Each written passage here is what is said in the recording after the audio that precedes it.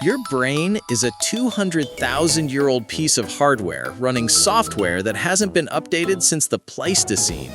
And you are trying to run a high-speed dating algorithm on a processor designed for survival in small tribes. This is why modern dating feels less like romance and more like evolutionary suicide. To understand the chaos of Tinder and Hinge, we have to go back to the savannah. For your ancestors, reproduction wasn't a leisure activity. It was the only game in town. If you failed to mate, your genetic line ended instantly. Evolution doesn't care about your happiness, it cares about replication. Scientists call this the mismatch theory. Our instincts are tuned for scarcity, but we live in an era of digital abundance. When you swipe, you aren't just looking at pictures, you are engaging a foraging mechanism designed to hunt for resources in a barren landscape. Every match triggers a dopamine spike identical to finding a ripe fruit tree in a famine. Your brain thinks you've hit the jackpot. But here is the trap. The ancestral environment never had infinite fruit trees. It never had thousands of potential mates within a 1-mile radius. This creates the paradox of choice. As options increase, satisfaction doesn't just plateau, it plummets. Your brain enters a state of analysis paralysis. You become terrified of making the wrong choice, so you make no choice at all. We start looking for a phantom, a composite of the best traits of 1,000 different people, which doesn't actually exist in reality. Data from apps like Tinder and Hinge reveals a brutal sexual economy. It's not a democracy, it's a hyper-capitalist marketplace. A tiny percentage of profiles receive the vast majority of engagement.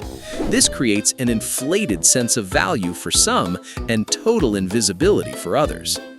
This brings us to ghosting.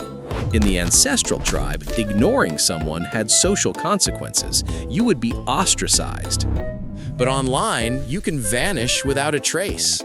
Yet the receiver's brain processes this social rejection using the exact same neural pathways as physical pain. Anthropologist Robin Dunbar famously theorized that humans can only maintain about 150 stable relationships. This is our cognitive limit. Dating apps violate this limit by exposing you to thousands of strangers. Your brain treats them as noise rather than people. This triggers a dehumanization process. People become commodities. Swipe left, throw away, swipe right, add to cart. We have built a technological environment that exploits our deepest biological drives to keep us lonely, addicted, and swiping. Biology dictates strategy. Because females invest more biologically, pregnancy, nursing, they are the gatekeepers of reproduction. This drives hypergamy, the instinct to mate across and up the dominance hierarchy. Evolution rewards women who secure the best possible genes and resources.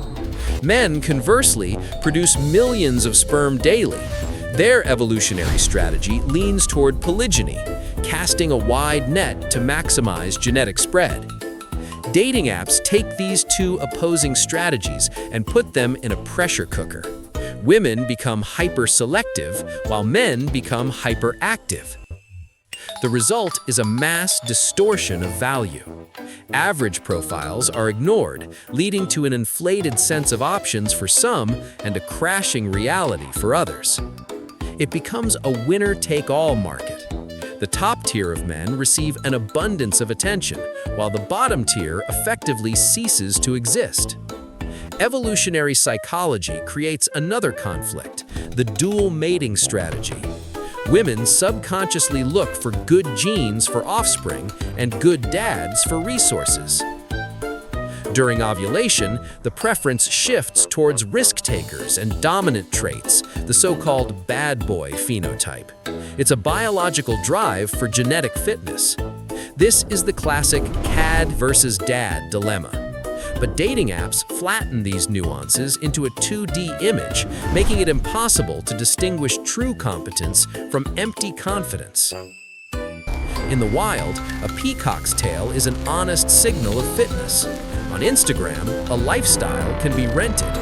We are drowning in false evolutionary signals. This constant filtering and false signaling leads to dating burnout.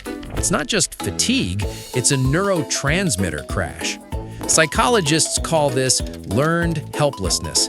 When effort no longer correlates with reward, the organism stops trying entirely. It just gives up. We are seeing a historic retreat. Men are opting out of the market, and women are finding the available pool increasingly disappointing. So, how do we fix a broken evolutionary compass? You cannot change your biology, but you can change your environment. The solution is not better apps. The solution is Game B, exiting the algorithm entirely. Leverage the propinquity effect. Evolution is designed for proximity. Relationships form through repeated, low-stakes exposure in shared physical spaces. You must reintroduce friction, slow down the vetting process, force your brain to evaluate character, not just the static image, and brutally assess your own market value. Are you actually the king or queen piece, or are you just inflating your ego with digital validation? Starve the dopamine loop. Delete the apps for 30 days. Reset your baseline for social reward. The evolutionary mismatch is a trap, but it is a trap with an exit door if you are willing to walk away from the casino.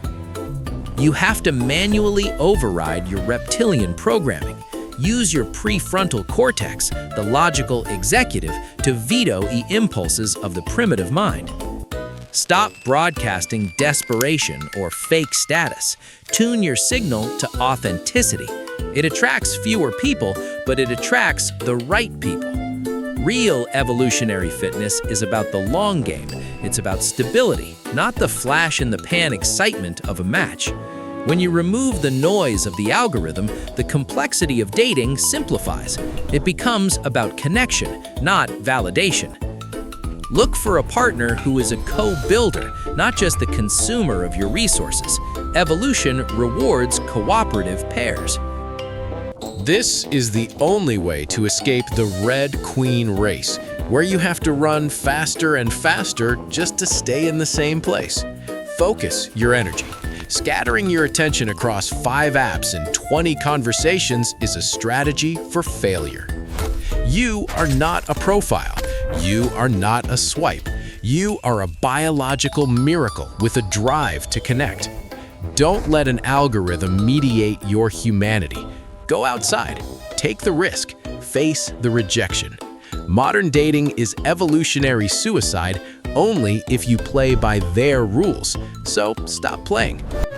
Rewrite the code, start a new game. If you want to understand the code behind human behavior, make sure you're subscribed. We break down the science of the mind every single week.